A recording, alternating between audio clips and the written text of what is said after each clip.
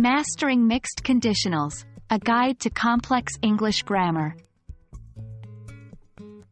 Hello language learners. Welcome back to our Grammar Fundamentals series. Today, we're delving into a more complex aspect of English grammar, mixed conditionals. This topic might seem a little tricky at first, but no worries, we're here to break it down for you, step by step. Before we get into the thick of things, let's start with the basics. A conditional sentence in English usually has two parts, a main clause and an if clause. The if clause sets up a condition, while the main clause tells us what happens, or would happen, if that condition is met. Mixed conditionals are a type of conditional sentence that blend the second and third conditionals together. They're called mixed because they use two different time settings, usually the present in the if clause and the past in the main clause, or vice versa.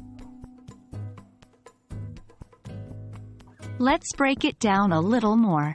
There are two types of mixed conditionals. 1. Past, present mixed conditionals.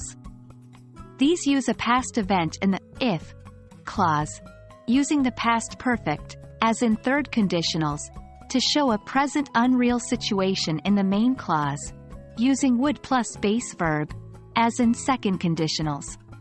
Example: if I had studied harder at school, I would have a better job now.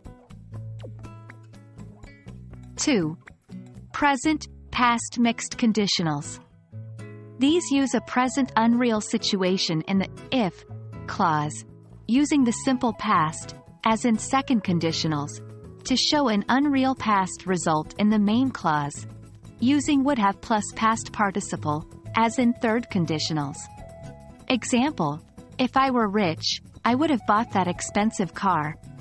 In both cases, the mixed conditional gives us a way to discuss hypothetical situations across different time frames. While it might seem daunting at first, using mixed conditionals correctly is a breeze with a bit of practice. Remember, the key to understanding mixed conditionals is realizing that they allow us to discuss hypothetical situations that span different time frames.